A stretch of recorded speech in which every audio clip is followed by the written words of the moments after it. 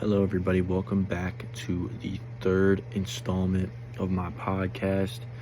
In today's podcast, we're going to be going over the article we had to read this week, which was titled Serber from the year 2022. The main point of this article was rhetoric and guns, as said on the first page. Just a little rundown of what happened and what was talked about in the story.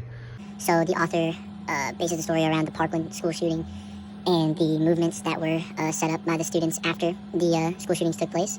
17 students and teachers were killed, and the students took to Instagram and Snapchat and other social media platforms and created the hashtag Never Again to stand up to gun violence, to kind of, say that this is the end, it's the last school shooting we're ever going to go through. The author of this story is trying to explain to us how maybe that rhetoric is not as healthy as we think it is. He goes on to say that there are certain things involved with rhetoric like this.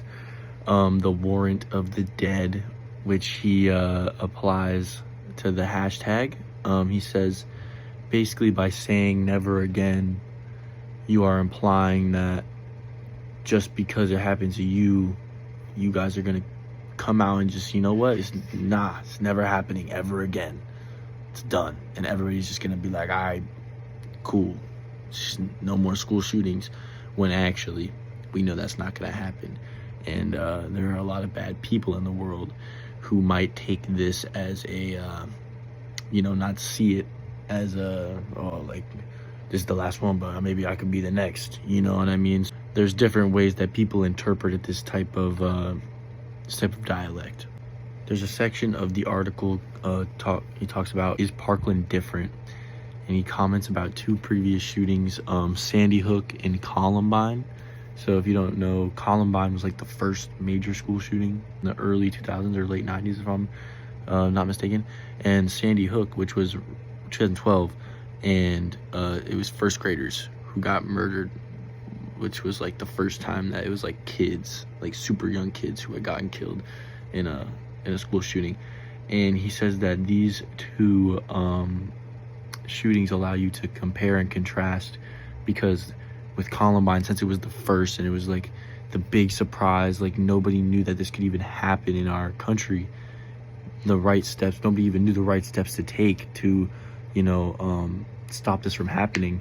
And then flash forward to 2012, whenever Sandy Hook happens and all these first graders are killed at school, since they were just so little, the kids who were there and who did survive, they weren't able to properly advocate for themselves and speak up and take it to legislature and make sure that gun control laws would be passed. And it kind of fell onto their parents, who did the best they could, but didn't do enough. He says that Parkland is different because instead of it being shooting that happened for the first time, nobody knows how to react, it's a school shooting, which Americans sadly are accustomed to, that not only kills kids, but it kills kids who are able to speak for themselves and are young adults.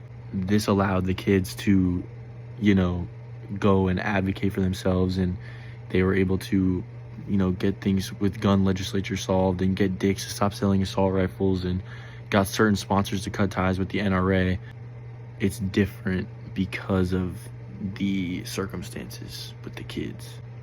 In the last section, he talks about kind of rounds up why you have to be very careful with your rhetoric that you use when you're advocating for something, especially when it's advocating for somebody who has passed away. He's not saying that activists should stop fighting for peace and for violence to stop.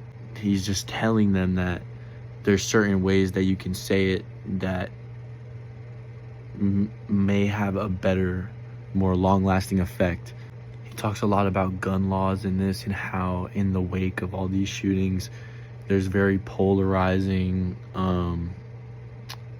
differences between pro-gun states and anti-gun states, and how usually after something like this happens, the anti-gun states get super anti-gun, where the pro-gun states hold their ground and create new laws, like to, protect concealed carry or whatever it may be. And by, doing this, it also shows that if you use rhetoric that, inspires the community to remember what happened, instead of making a promise that something will never happen again, maybe it can get other people to remember it for longer and keep it in the mainstream for longer. In conclusion, I think that in this essay, he just really tried to emphasize how there are certain things and circumstances in the world where an event takes place that isn't good or needs to be talked about and advocated for.